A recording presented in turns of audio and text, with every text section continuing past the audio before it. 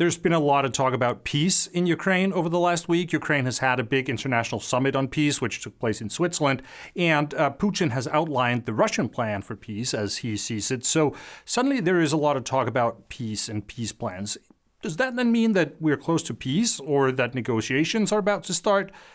Absolutely not. If anything, I think all this talk about peace plans has highlighted that we are, in fact, still very far from actual negotiations, but it's still interesting. So let's talk about it. I've been traveling over the last week and I'm still catching up on things, so this video is probably going to be short or maybe not quite as polished as usual, but I wanted to comment on all this talk about peace plans and especially about Putin's suggestion for a peace plan. But I think let's start with the Ukrainian summit on peace. Ukraine has organized this big international summit, which takes place in Switzerland, and almost 100 countries participated, and more than half of those countries participated at the level of state leaders. So it's fair to say that it attracted a lot of international attention and also support. And there were some important countries that were missing, particularly China. Ukraine had hopes that China would be there, but they decided not to. But still, it's a lot of attention. And the Ukrainian Summit on Peace was not actually an attempt to have peace negotiations or something like that.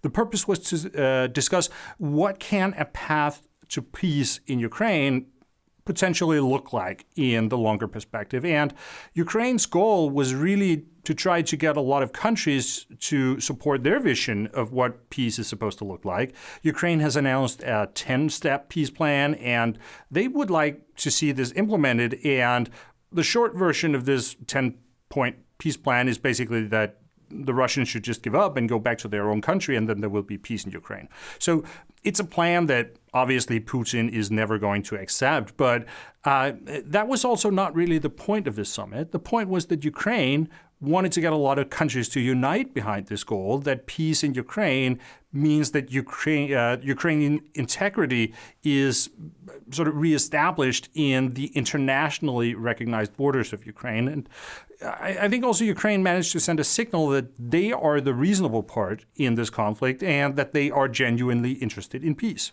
So this is an important point because if we go back just a couple of months, then there was a lot of talk in the international press about maybe President Zelensky was too uncompromising and he didn't have the right attitudes toward negotiations, and perhaps the Ukrainians needed to realize that they have to give up some land to get some peace. And I made a whole video about why this narrative is problematic, because it's based on an assumption that the Russians are ready for negotiations and that they are interested in peace. But in reality, that's not really the case. So there is no peace plan on the table that Zelensky could accept, even if he wanted to. But in some parts of the international press, there was created this narrative that the problem was that the Ukrainians weren't willing enough to compromise. So the summit on peace was also about countering that narrative from the Ukrainian side by demonstrating their commitment to finding a viable path to peace. But lo and behold, the day before the Ukrainian Summit on Peace, then suddenly Putin announced his own peace plan. And he did this at a meeting at the Russian Foreign Ministry, where there was a meeting with a group of diplomats and leaders in the Russian Foreign Ministry. And he had a speech where he outlined this plan. And it was a peace plan. There's been a lot of confusion about whether or not it was just requirements for a ceasefire or it was a plan for lasting peace. But in reality, it was a bit of both. Like some of the things that he demanded would be things that would need to happen before they would even consider a ceasefire and before they would even start the process of negotiations. And some of the demands were more sort of for a long-lasting peace deal. But Putin was actually quite specific that he was not just talking about a temporary ceasefire, but about a permanent plan for peace. And it has created a lot of attention that Putin said that one of the requirements for peace would be that Ukraine withdraws from all the regions that Russia now considers a part of Russia. So that is the regions of Crimea, Kherson, Zaporizhia, Donetsk, and Luhansk. And he underscored that he's talking about the entire regions in their old administrative borders. So, and that's quite significant because the current front line actually runs through those regions. So he's not talking about territory that Russia actually controls at this point. It's not just freezing the front line where it is, but it is that Ukraine has to move backwards and give the Russians a lot more territory and also a lot more people, because these territories include several very big cities. And then he also said that Ukraine has to give up all their aspirations to ever become a member of NATO, and that all the Western countries should get rid of the sanctions that they have against Russia. So all the sanctions should be removed. And those are the demands that have been mostly mentioned in the Western media. But in reality, it was a pretty long speech. And in this speech, Putin basically also reiterated all the original demands that he started, that he had when he started the full-scale invasion back in 2022. So he's still talking about demilitarization and denazification of Ukraine. And in this context, demilitarization, it basically means that Ukraine has to be so weak in that they don't have a military that can defend themselves in case of another Russian invasion. So Ukraine has to be vulnerable. And denazification, that's a different word for regime change. So it means that the current Ukrainian government has to be replaced, and it has to be replaced by a pro-Russian government. So it basically means that Putin gets control over all of Ukraine and that he can do whatever he wants with the country. So Putin essentially just repeated all the same demands that he had when the full-scale invasion started more than 2 years ago. And the only new thing is that he now also demands that Ukraine hands over a part of their territory to Russia. That was not actually one of the original demands when the invasion started. The Russians, they obviously wanted Crimea, but they weren't entirely sure what they wanted to do with the other 4 regions. The war was about getting control of all of Ukraine, so that was the demilitarization, denazification that he's still talking about.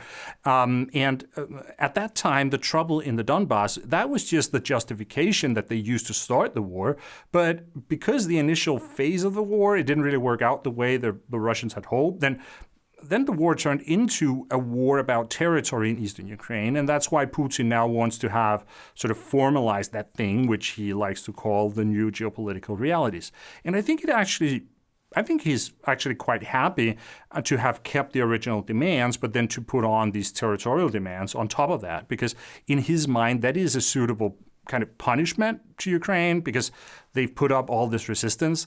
But the short version is that nothing has changed. Putin still has the same goals that he had when the invasion started, and the war is basically about political and military control over all of Ukraine, and it's not just about some regions in the east. And then he also spent a lot of time in his speech talking about the justifications for why Russia is doing this. So that was a repetition of some of those same talking points that we've heard many times before, that really it is Russia that is the victim in all this because they're just defending themselves against American imperialism, and the West is using the Ukrainians as cannon fodder against the Russians. So it's the West that is sort of fueling the war. And also back in 2014 in the Maidan revolution, that was actually a coup that was organized by President Obama and all those sorts of things.